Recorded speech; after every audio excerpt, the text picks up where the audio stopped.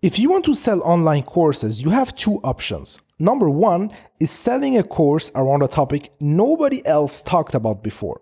But doing this is risky because there may be no market for it at all. Solution number two is selling a course around a topic other creators have already tackled. This is way less risky. But on the flip side, the issue is that the niche may already be saturated unless you find a unique angle to promote your course. And guess what?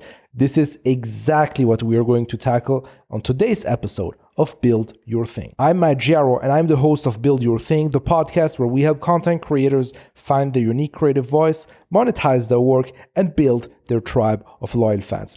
Dagobert Renouf joins me on this episode. So Dagobert left a $100K software job to bootstrap a startup with his wife 4 years ago. Then he took it from $300 to $3,000 a month by building a Twitter audience. And he recently launched a Twitter course, which is called How to Dominate Twitter. And this course did extremely well. In the first 24 hours, it generated over $8,000 in sales. And quite frankly, it was one of the best sales page I recently came across. So I had to bring Dagobert on the show to talk about this topic. So with that being said, let's get started. All right, Dagobert, welcome to the show. Thanks for having me, Matt. It's a pleasure. As I mentioned, just before hitting the record button, I'm not the kind of Twitter guy, and I really discovered you based on the recommendation of one of my, as I told you, of one of my email subscribers. So, and then I stumbled across your course, and I also saw that you have a startup. So, despite us being, let's say, you were in the startup world. And you also have a foot in the creator world when it comes to content creation, right? Because you just launched a course, and I'm only on the content creation side.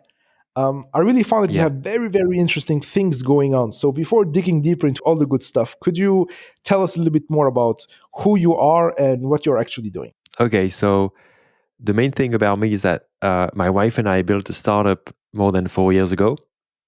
That was the dream of our lives. I'm a developer initially, I'm a software engineer, and she's a designer. And we wanted to bring our abilities together to build a startup, which is Logology, which is a website where you can generate a logo for your company automatically. So we spent years building that and trying to make it successful. But for the first 3 years, we spent almost all our savings onto that, just working full time on it. And it was basically failing. It went nowhere. But eventually we started realizing that the problem wasn't so much the product, because we had a few customers that were happy. That was mostly the marketing side. That was really the big problem. So none of us are marketers. We're just we see, ourselves more as creators. But we thought, okay, we have no choice. If we want to make this startup successful and not go back to a job or the life that we don't want, we really have to, become better at marketing. So that's why I started, trying different things online. I started to run ads. I started sponsoring newsletters, but eventually none of that really worked. And it's by going on Twitter and sharing our journey. And it's mostly I share my journey, even though, it's our journey, but it's just I found that it's easier to talk from the I perspective because it's way more relatable. And by sharing my journey building a startup, I managed to finally get attention to my product, sales, customers, word of mouth, and all that, just because I finally was, putting myself out there, sharing stuff about my journey, my startup, my projects. And so I became pretty addicted to Twitter at that time. That was a bit more than a year ago. And I got crazy over Twitter just to grow my startup initially. But I started discovering also some very unique ways to use Twitter and to market my product there, which eventually led me to a couple of months ago releasing a course about how to grow on Twitter. So what I'm about is I'm still 100% a startup founder. That's still my goal. I don't want to spend my time doing courses. This is not my dream or anything like that. It's just something that I thought I could bring value with. So and it was a nice change of pace. And also I thought, it could bring some cash as we were trying to figure the startup thing. But, most of my time is still dedicated to building this startup, improving it, making it grow even further. and building this kind of like dream life with my wife.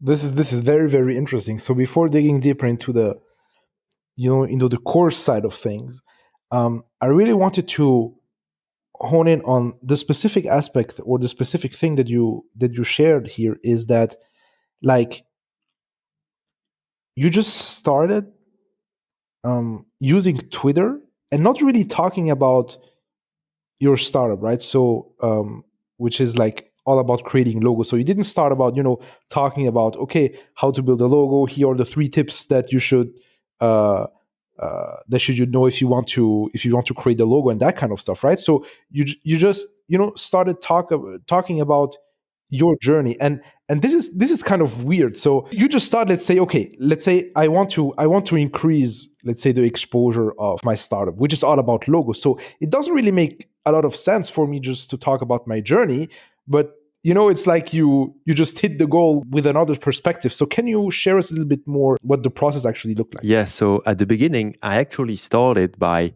spamming a link to my product everywhere on Twitter. That was me beginning Twitter. That was just like searching for people asking for, hey, I need a logo, or also people saying, hey, what are you working on your startup? Every opportunity I got, I was talking about, oh, you need to go to my website, Logology. And, it wasn't going very fast. Like it wasn't helping me much. One of my tweets like this got me a couple sales, but that was it. So eventually I realized to grow on Twitter, that it was better to not promote myself and to instead, by talking about my journey, since it's a logo tool for other startup founders, talking my journey as a startup founders, it's very relatable to them. And it creates a lot of engagement, a lot of interest in whatever I'm doing because I'm sharing stories that is interesting to them. So very quickly, after a couple months of just promoting my product all the time and talking about logos and all that, I changed a bit and focused more on like what I knew, like because like other reason is that the logo expert is my wife. It's not me, and she's really kind of like you. It's not her thing. Social media. It's really not her thing because social media can be very exhausting and time consuming, and it's like a very specific type of marketing that if you like it, it's awesome, but if it's not your thing, it can be too much. So for her, it's like that, and I found, by experimenting so much on Twitter this first couple of months when I started, is that what matters is basically engagement and reach and becoming known for something. So I just focused on being authentic, sharing my journey. And since my journey is also the journey of my customers, this is where the magic happens. Because, like, let's say I'm going to promote my product by tweeting. So I might get like 10 likes and some engagement. So I'm going to get like, let's say, 30 people to my website.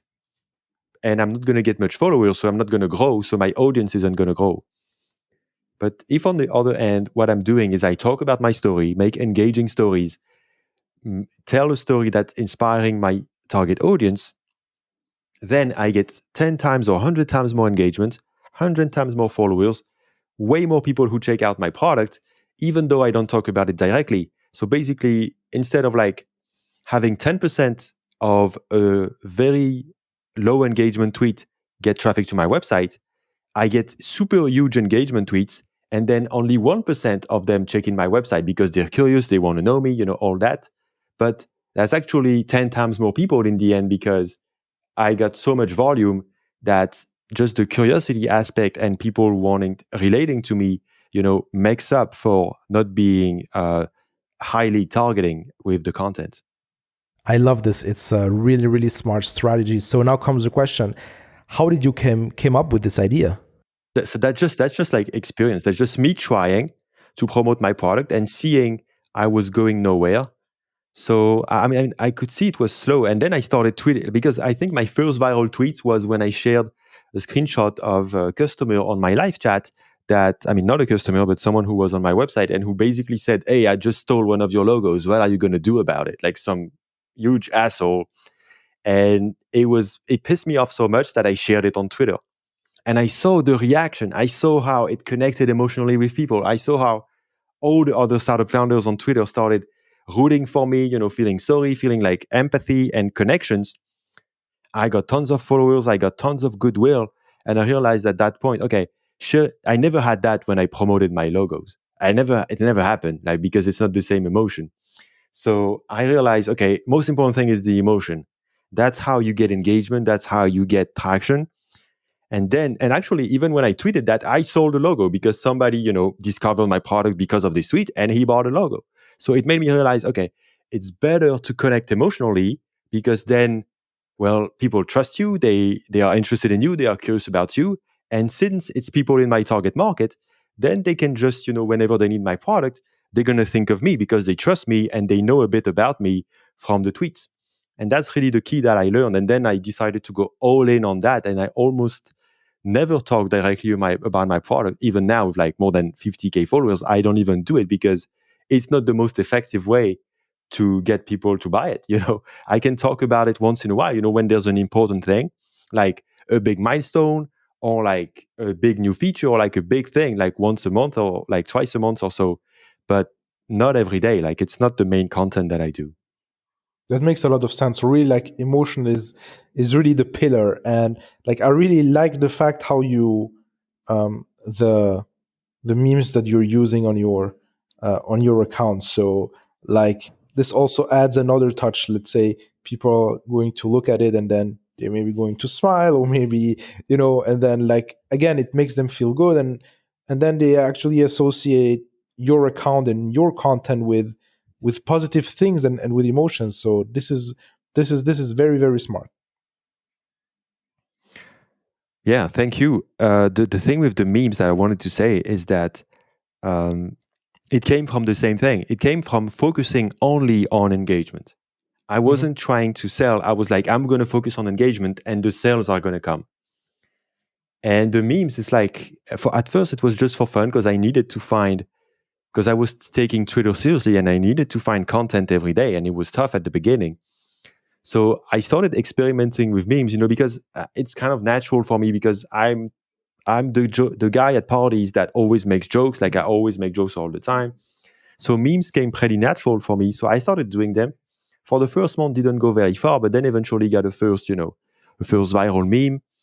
And to be fair, the memes isn't as effective as getting customers directly because it's very, let's say, low touch. So people are going to see a meme, like it, but they're not going to check my profile. They just laugh and move on. They don't feel connected to my story the same as when I tweet something about what happened with my startup or something deeper like this. It's way less effective. However, the memes are very good because, very useful because it allows, by making someone laugh, you just instantly make them trust you. Like, because like somebody can see my tweets and they still think like, oh yeah, this guy is a bullshitter. Like it's just like somebody telling a story on Twitter. How do I know that he's real? You never really trust people online because there's so much stuff going on. But when you make someone laugh, all of that disappears. Like when somebody is just laughing, you won. Like they just trust you now. And whenever you're gonna do something about your startup or your product, they're gonna have a lot of goodwill and a lot of like a positive bias towards it. So then it's way easier to connect with them, convert them, and anything like that. Like instead of like, it's kind of like you're turning this huge engagement machine with like hundreds of thousands of impressions, which is very uh, not personal. And by making it funny, you create all of these small one-on-one connections where like it seems personal to way more people. So then you can have this scale and yet it's still a personal level connection and not like some very um, boring ad that you feel like a big gap between you and the brand. But when you actually make a joke, it brings people closer to you and then it's way easier to do anything. Yeah, so I think it's the interesting thing here is that like you didn't brute force yourself into telling those jokes because you just mentioned that that's how you are. Like, so if anybody listening to this has a natural tendency to make jokes, then it may make sense going down that rabbit hole. But for people who are perhaps not, let's say, that funny or don't like that kind of stuff, then perhaps like they should just see like what um kind of personality they are, and how they actually convey their message in Yeah, real and life and just try to transpose it. yeah, and I see it all the time. Like, and the beauty, I think, one of the reasons I like Twitter so much is that you have all of these types of content cohabiting. Like, I have a friend on Twitter who's like doing visuals, so he's more like a designer who he creates amazing visuals about, you know, some philosophical stuff, and that's how he creates a connection with his audience. Some people are going to be more like all about being experts and have knowledge, so they might create threads where they compile their knowledge into valuable information. And that's, I think, is the beauty of, like, you don't have to force it. Don't try to make jokes. Just try to do something that's very natural and authentic. I mean, the power is in the authenticity. Like, when you're Mhm. authentically sharing something that, like, is real to you, people are going to feel it, and it's going to be what really is moving. And I think that's a big mistake I made for years with social media, because before that, I was completely shit at any kind of social media. And the reason this time it worked is that after trying it for a while, I realized it's not that hard to become a creator, because, like, we all have, I mean, most of us have something that we can talk about, and in one way that we're good at. Like, for me, it's like jokes, but some people it's going to be something else. And just starting the act of creating something like that, it's like it's so uncommon. So few people do it. So few people create something that's like authentic and funny. I mean, not necessarily funny, but, like, genuine. That when you do it, it's very hard to not get some attention, because people crave this shit. Like, there's so much fakeness going on social media. When you start sharing something that's genuine to you, even though you think it's weird or it might not be interesting or it might be just off topic, I mean, it's something that a lot of people crave. Like, that's what we want to see on social media. So when you just start doing something like this, it has a very strong way of connecting you to people very quickly. Yeah, that makes a lot of sense. And how long did it take for you to figure this out? So it was pretty quick, because when I started tweeting, I mean, my wife and I, we were pretty desperate. Like, we had spent almost all our savings on this startup, not making much, like making barely like around $300 every month, which obviously is not enough to, to do anything. So I basically, once I saw that there was potential on Twitter, with that tweet that got me attention from sharing my story, I just went all in. I was like, okay, this is possible to make sales with Twitter. And at the time I had like 150 followers, but I was mostly, friends from school that weren't even active. So it's basically starting almost from zero. But I was like, okay, this is my only hope right now, because I tried other marketing and it was like not easy, like, and it wasn't working and it didn't make sense. So okay, I can do this. I can share my story and it's working. So let's go all in. And then I just went crazy. I just spent like 10 hours a day on Twitter for like, a few months like this. Like, for 6 months, I was between 8 hours and 10 hours a day on Twitter, even weekends. And I just kept trying stuff. I experimented. How many times should I tweet? How should I engage with others? What should I do? What should I tweet about? I just made so many experiments. I remember even like having some very good tweets, but I purposefully tweeted them at a moment where I knew it would fail, just to test my theory that it's that I shouldn't tweet at this time. So I find just the ideal kind of like algorithm stuff, and also the kind of content that works with people. And then eventually, after doing that like crazy, like after 2 months of doing that, I started getting, figuring out the puzzle. And after like 4 months, I had a complete process that I was just blazing through every day and just, growing. Yeah, so you were just like really geeking things out. So like all in, Yeah. like just for me, thinking like I'm I'm not the social media guy again. I'm just re-emphasizing on this, but like, and 8 to 10 hours, like when I just spend 30 minutes on Twitter just to connect with some other creators or so, I already my head is already fried. So like Yeah, I understand. My wife is the same. Yeah. yeah, so this is why like you really have to pick your battles. But the thing is like once you really like discover the platform, it's really all about making those split tests and really figuring out, and like really having this scientific mindset of trying things and seeing actually what you get in return, and see if you can actually grow or come up with kind of a theory or methodology that actually leads us right now to the probably biggest part of the podcast today, which is your online course. And honestly speaking, like obviously I'm going to link to the course in the show notes. I think that the way that you've marketed your course is very very interesting, and not because I'm just telling this because I have you on the show. No, because I generally think that's the case, especially given the fact that there are a gazillion of Twitter courses out there, right? So this is where I really wanted to hone in on the fact or the process that helped you come up with this unique positioning. So for everyone who didn't check out the page, um, you have like I'm not going to spoil it. Like, I'm just going to let you actually tell the story. Like how did you come up with this positioning for your course? So please go ahead. So that's a very good point about there's a lot of existing course, and so initially I didn't want to do the course because of this. Because, well, first, to be honest, I don't like people who do courses usually because I have this assumption that most people who do courses, they're just bullshitting. Like they don't really know, they just know that a courses make money. So because a course is an easy way to make money, a lot of people do it, and you have a lot of bad quality. So that was like always this assumption and this fear that I don't want to be a part of that. And I don't want to be this guy who had this startup and it didn't work out. So he did a course. And I don't know, it just didn't sit right with me. So like I spent 6 months. As I started growing on Twitter though, and I started getting sales for my startup because of this, I started giving tips to people on DMs, like people asking me, "Hey, how do you do with Twitter?" Like, because like a lot of people could notice that I was getting a lot of engagement because like they had saw me 6 months earlier and like with a like very small account and just like started taking off. So they were very curious. So I started helping people kind of randomly in DMs, and eventually I was like, okay, this course, if I could do a course, I know it could have value because I'm providing value in DMs. So it's not fake, it's not bullshit. So I was like, okay, I could do it.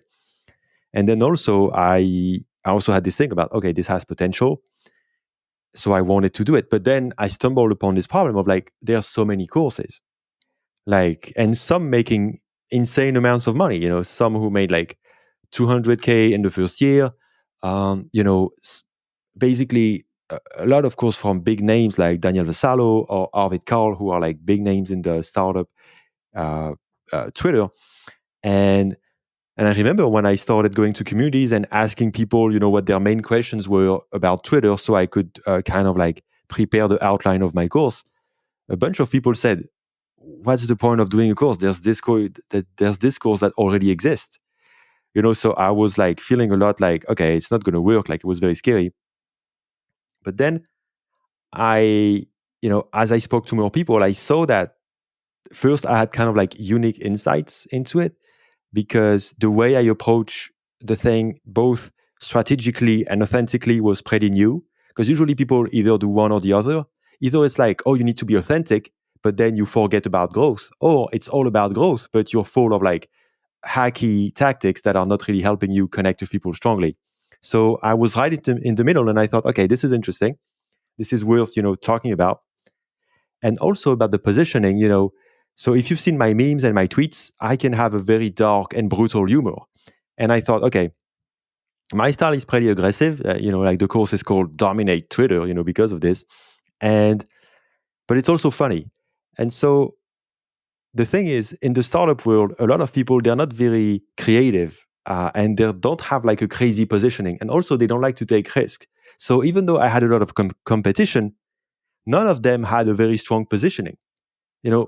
Some of them don't even have a landing page. It's just like a Gumroad product. So I thought, okay, nobody really tried to do a Twitter course with a strong marketing positioning kind of thing. Nobody did that, or at least none that I know of. So there's still room for me. And so what I started doing is I started, thinking of how I could stand out. My focus was, how do I stand out? And since a lot of people on Twitter, it's all about being nice, not making waves. I was like, okay, my aggressive style, which is more like in line with the memes and the jokes that I make, this makes me stand out. And actually, a very funny thing about the positioning is because I wanted to build awareness for the course, I started asking questions on Twitter. I remember doing a poll of like, okay, I'm hesitating between 3 titles. And the first title was like something like winning the Twitter feed. The second was dominate the Twitter feed. And the third was king of Twitter or something like that. And most people were like, a huge majority voted for winning the Twitter feed. That was the winning title. And I had a lot of votes. So that was like reliable. But then what I noticed is that the people who voted for dominate Twitter, they felt very strongly about it. They really loved it. And nobody loved winning Twitter. Nobody loved that title. So, and even people who were voting for winning Twitter or like the other titles, they were telling me about dominate is too aggressive. So I felt, okay, I'm going to take a risk because I need to stand out. And what I see is that even though it's not the winning title, it's the one that makes people resonate with emotionally. So I'm going back to the emotion. It's all about emotion, like with my tweets. I noticed that talking about dominate Twitter and being more aggressive and talking about the algorithm and like things that are like way different than other people, that was my way in. Because I knew if I just did something vanilla like the other courses, I would fail because they already exist and I don't bring anything new. So I thought, okay, there's no point in like doing like something that already exists. So let me just stand out as much as I can. And since I have the chance of my wife being a logo designer and being in branding, she also, designed the brand in a way that is very impactful, like strong, black and white, very powerful style font. And so all of this made me think, okay, I was very scared, when I launched. I thought it can totally fail because it's too aggressive and people already told me it's too aggressive. So maybe they're going to feel bad about it. But I think we found the right balance of like being aggressive, but also bringing some humor. And so making it always on the light side, that I think it found the right balance. But the plan was always to, if I don't stand out, I'm dead. So I need to stand out and I need to go crazy, and to go very strong if I want to be noticed, because everybody's done a Twitter course and people keep telling me, why do you do this? It's not useful. So I needed to stand out to make people, see. And I even remember, I'm like, my goal is for people to reach the landing page. Because I thought, okay, if I just call that my Twitter course and it's just boring, people are not gonna check the landing page. So I'm like, I'd rather call it dominate. So even people who think they hate it will check the landing page and then the landing page will convince them. But I first need to stand out enough that people notice that, okay, this is a Twitter course, but this is not just a Twitter course. This is something else. So I need to check it out, even though you might be like hating it at first, but at least you check it out and then, I can convince you. That makes so much sense. So like there is like one thing that I like to say, like if you really want to stand out, you need to take a stand. So like Yeah. this is exactly what you've done here, because um there is like this concept of you can only position yourself against something, right? So Yeah. Yeah. which means that if you don't take a stand and don't try to to just to polarize or to appeal to really strong emotions, as you just mentioned, like you can't really position yourself. And this is what so many people get wrong, especially when it comes to creating online courses. They're just creating an online course, but they don't want to be too aggressive, they don't want to talk too much to Yeah. the It's to frightening. yeah, It's scary. yeah, yeah, exactly. And the interesting thing is right now that that you talked about this, now I start understanding like way better like how you structure this page, because like we have been talking right now for about 30 minutes, and I saw that there is like one thing that actually that you've been talking about for several times right now, which is emotion. And if you really think about it, like all like even like your landing page is highly emotional too, because like you're really addressing Yeah.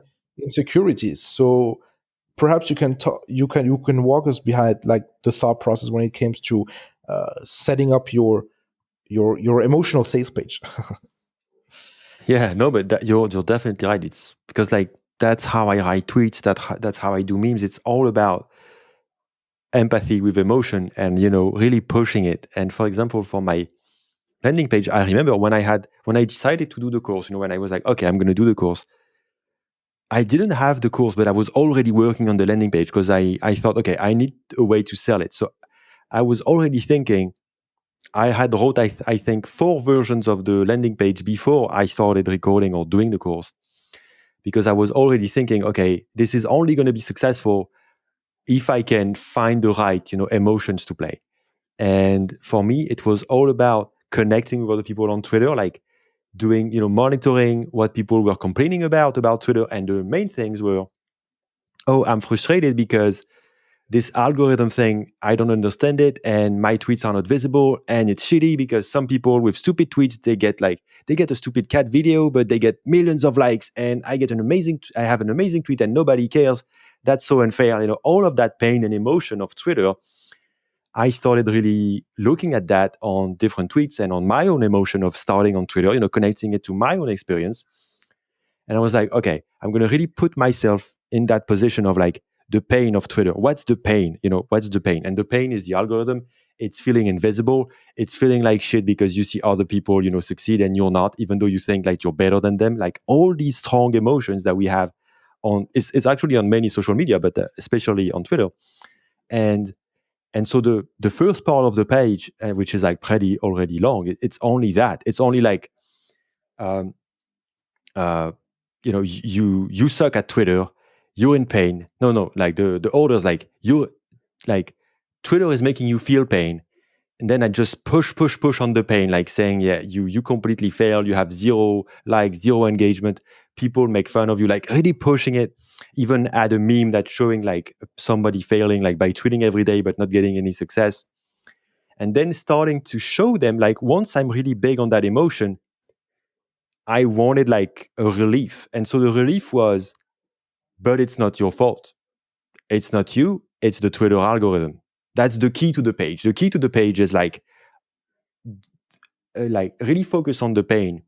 And then when people really feel the pain, tell them, oh, but like you can actually get rid of, no, first tell them it's not your fault, it's the fault of the algorithm. And then tell them, and if you just understand the algorithm, you're not going to have the pain anymore, it's going to work. And that's just like very powerful, I think, because you just like follow the process of emotions of someone from, I feel like I'm stuck, I'm not going to succeed on Twitter, to, oh, wow, there's a way out. And there's an easy way out, which is this course. And if I buy it, it's going to work. Now, the even better part is that I worked my ass off to make sure this promise was, achieved. So now it's awesome. I sold more than 700. People tell me it works. I have proof that it works now. But because I would hate that it's just like a fake promise. But the strength is still like in making a very strong emotional connection and then telling them you can actually solve it. That's really the key. That's like focus on the pain and then, oh, but it's not your fault. Here's the solution. You just made a small mistake. You just made a tiny mistake. You just need to fix that and it's going to be fine. I think that's really genius, and really it makes me like it reminds me of the one sentence persuasion course. So I don't know if you know it, but actually it says that people will do anything for those who encourage their dreams, justify their failures, allay their fears, confirm their suspicions, and help them Oh, throw wow. Yeah, rocks that's at their exactly enemies. it. Yeah, So that's you're really exactly it. throwing rocks and telling them, look, like the nasty guy here uh, it's not you, The it's the algorithm. Twitter It's the algorithm. algorithm. Yeah. Mm.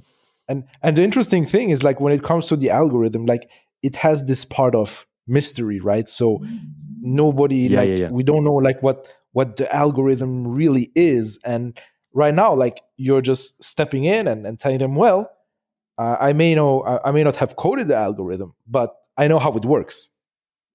Yeah, that's it. Yeah. I don't know everything, but I know enough to take you from, failing to, growing.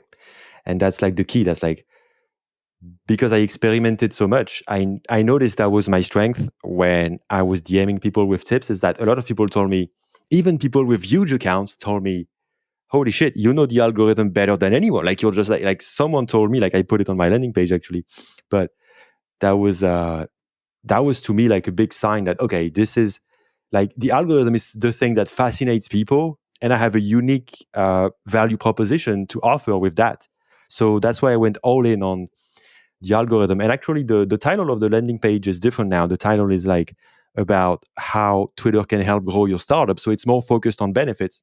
The first version of the title was the algorithm is killing your growth. I want to A/B test it again. I just had problems with my A/B testing tool, but that's the other title I had in mind. It's just that since I'm in the niche of startup, I wanted to like make it even more niche, because the more niche it is, the more effective. But that's another title that I think I'm going to go with, because it's very interesting how I want to start with pain. I want to start with pain and emotion, and like starting with the algorithm is killing your growth. It's like, okay, I'm listening now because it's true. I feel it. I have this suspicion. So please tell me more. Yeah, exactly. And honestly speaking, because like I'm not in your target market, like as a startup founder. But I remember when I wrote the breakdown of your sales page, um, like it was the old title, and then when I came back to proofread my article, and then I just look at the page. Oh, I think he changed something. It wasn't that title right here. So the other one was really strong. Like it's really killing your killing your growth. Yeah, Like using the everyone word goes on. killing. Yeah, yeah. Yeah, so it's really like it aligns with the whole positioning of dominate, and even like with the black font here, it's like really that there is something going on, because people want to go on social media because of their algorithms that make you go viral, and right now you're telling them that no, it's killing. Like there are so many things that really happens on this sales page. Like it's honestly one of the best sales page that I came across lately, and I'm reading a lot of sales pages. Wow, So thanks, man. I really appreciate it. yeah. Yeah. Yeah. So this is interesting. So you just came up with your sales page, um, and then what happened? So you didn't create the course, right? So first you created a sales page. Did Yeah. you made any pre-sale just to validate the idea, or were you just confident enough to just record things and then see how things are So going yeah, to I play didn't out? I didn't pre-sell, because to me, like the DMs and the proof of all the other people selling tons of courses, I was like, okay, this is. And also, I the other thing about recording is that once I had that strong emotional kind of like thread of what's going to be my main landing page and the core idea, like the story I'm telling to convince people, I was high on it. Like I saw it, I was like, okay, this is good. Like I knew this was good. Like you're never sure, because like it can fail, it can be like a mismatch, but like I was pretty confident, and so I was like, and then my goal was to build the course to fulfill this promise the best. So I basically architectured my whole course so that when I show it on my landing page, it looks like the perfect answer to this problem. It's not like I had my course and then I tried to tell a story about it. It's like I had this perfect story. And then based on the perfect story, I was like, okay, these are the chapters I would like to see if I'm in the shoes of someone reading this story. This is the perfect course for me if I read this landing page. So basically, the course was built out of the confidence I had in the landing page. And so, and I even added chapter. For example, I never wanted a chapter about how to write tweets, because I wanted to focus on the algorithm. But by talking to people and seeing that, I was like, okay, if I'm somebody like that has this problem, so I talked to a lot of people, there's also this problem with writing. So I added an entire section about writing. Like I basically try to design my course to fulfill the landing page the best. And I think that's why now, the course is doing good. It's like, this is actually happening. So I have 5 stars ratings. I mean, it's like 5-star rating. It's like very, because like it's already a strong promise, but the delivery, matches and even exceeds it for many people. So like, I think that's the key, is like marketing is really the first part, and it's very important, because without it, I wouldn't have had any sales. There was a 5-star reviews, and the thing is, because like it fulfills the promise. And now the beauty is that the main sales I got from the launch tweet and all that, but now because it fulfills the promise of the landing page, it goes one step further with a lot of word of mouth and people recommending it. And now I get lots of sales just from that. So this is also another component to this, is that once you have the landing page, if you can build the perfect product to fulfill the promise, then it will amplify like the long-term success of whatever you're selling. And this is really the second part. And like having built the product after the landing page That was, I think, a complete reversal on what I used to do. But this is also why it's way more successful. Yes, and this is like one of the biggest mistakes that so many people, so many course creators in general make is like, first what they do is, okay, I have a course idea, I'm going to create the course, and then okay, they created a course, and like especially if they're following the course, the video course gurus, what they do is like they have to purchase a camera, they have to know how to get the lighting right, and then Oh yeah, all that. Yeah, I didn't do any of that. Yeah. yeah, and then they spend months of just recording the course. Then the course is ready, and then okay, oh now I have to sell it. So and then it's like they just try to they just try to sell something without really having putting the thought in, well, is this really something that the market actually wants? And the fact that you are designing the course before actually selling it, this makes total sense. And this is also a process that I'm adopting, because like it's so hard to um, try to to market your product once it's finished, because you just have Yeah. to kind of artificially find, well, what are the Yeah, benefits, that's what are it. the features, what are That's the it. things. Yes, but when you do it first, like when you really spend the time, okay, what features do I want, what benefits do I want, and then incorporate them in the course, this makes the whole difference. And the success of the course made me realize this is the right approach. And this is actually 10 times more, like 10 times more effective than the regular approach of product first. And so now, for example, my startup Logology, we are rebuilding it from scratch, doing that. So instead of like, oh, we want to do logos because my wife is a designer, I'm a coder, and we want to build a logo generator to match our skills, we're just like on Twitter asking people questions, monitoring the sentiment around logos, branding, design, and seeing the painful problem.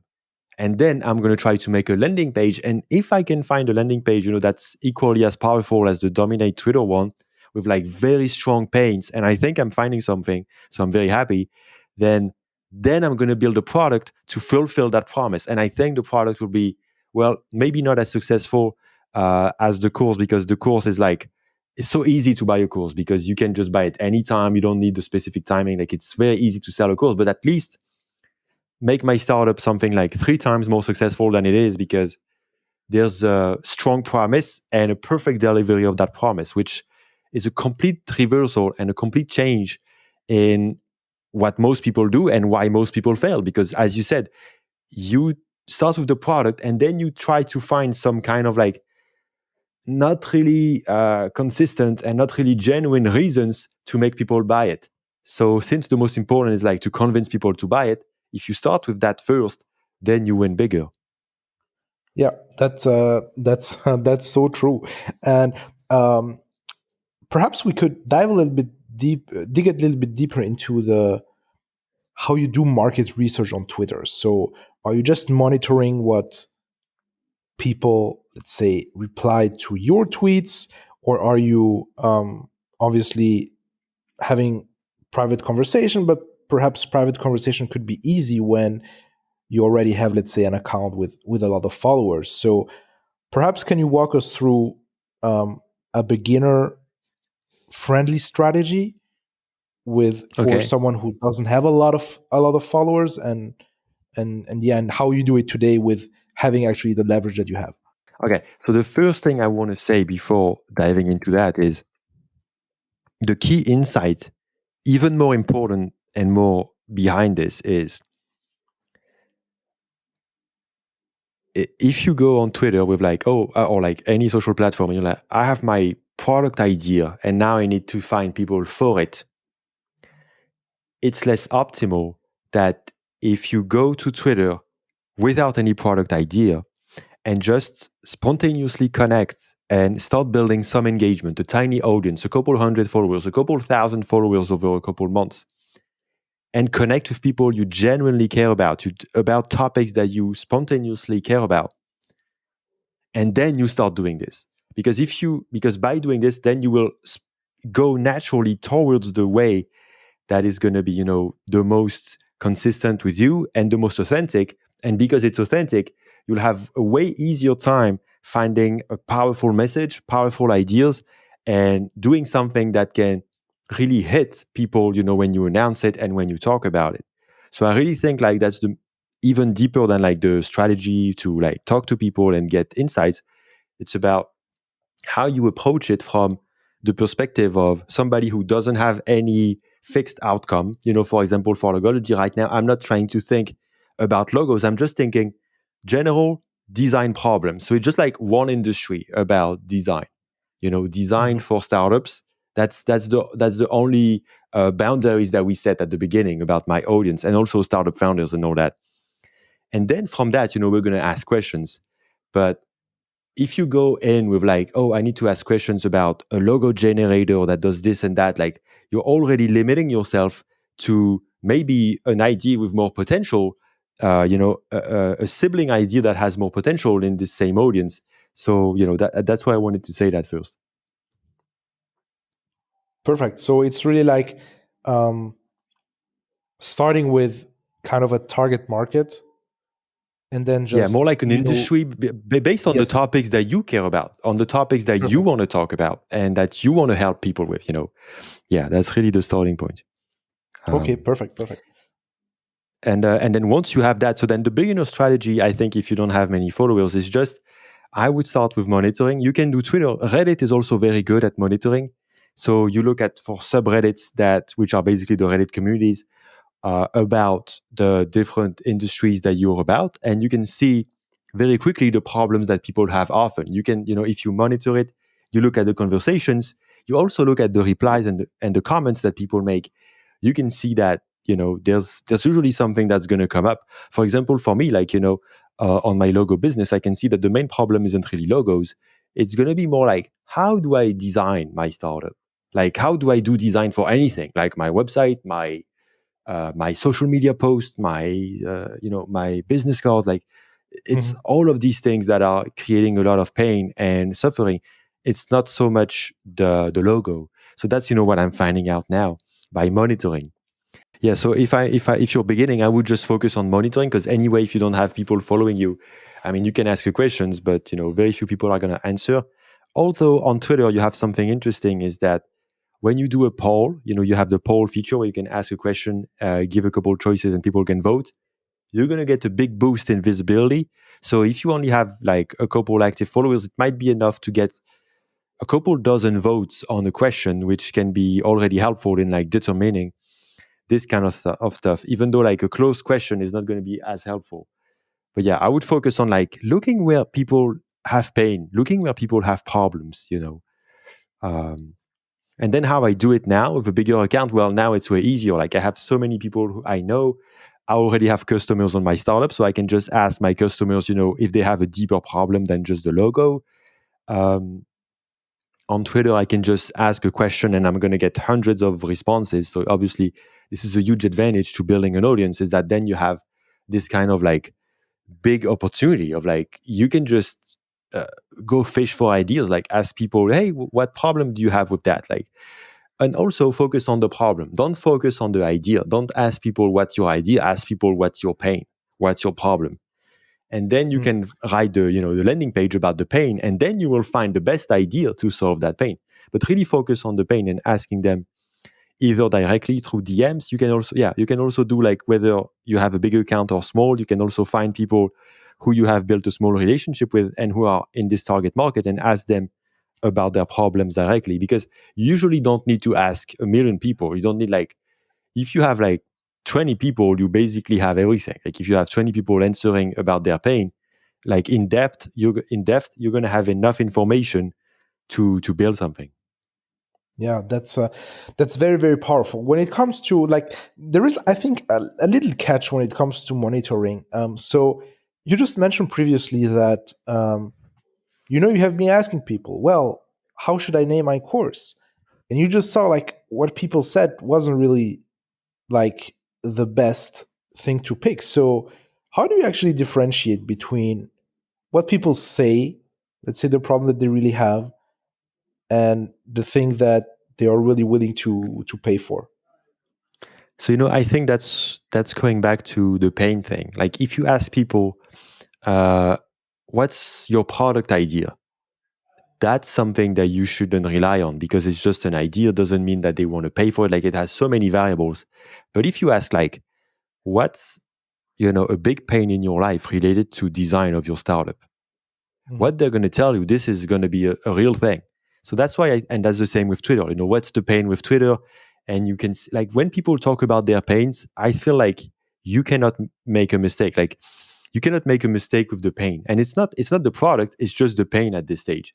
Then if you want to validate, what you could do is you can build a landing page and then just put a button like buy now and get access, with like 30% off, and then get early access to the product. And if you get sales, then you're going to have proof that the pain is strong enough.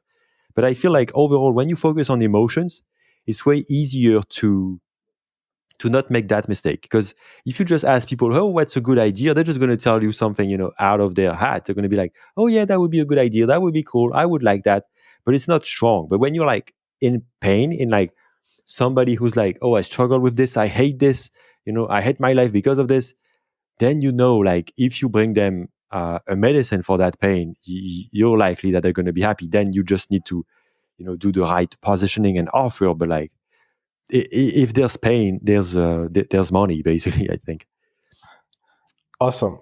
Dagobert, thank you very much. Like, it has been a really insightful conversation. Is there anything that you want to add before we wrap up this call? I said earlier, I don't really like to promote my product. I'd rather people just like be interested in what I said and then they check out themselves. So no, I just think, yeah, I think we said everything. Perfect. So I'm going to leave all the links in the show notes. And yeah, thank you very much. And I wish you all the best on your creator journey, whether it's, on the content creation side or on the startup side. Thank you very much. Thanks, Matt. I really appreciate it. I really enjoyed having this conversation with you, because I haven't talked about that much, and I was really cool to be able to, share these ideas. So I'm very glad, you invited me. Thank you. All right, so I hope that you enjoyed this episode with Dagobert Renouf. Honestly speaking, I think that this episode today is a masterclass in itself when it comes to positioning your offer as a creator. So be sure to go back, take notes, and really implement the stuff that we have been talking about today. So if you want to know more about this course, if you want to grow on Twitter, I just left the link to Dagobert's course in the description. So full disclosure, it's an affiliate link, which means that I'm going to get a kickback in case you buy the course. If that's the case, thank you very much for using the link. And you'll also find the link to my daily emails to help you grow as a creator in the description. Thank you very much for tuning in today, and I talk to you next week.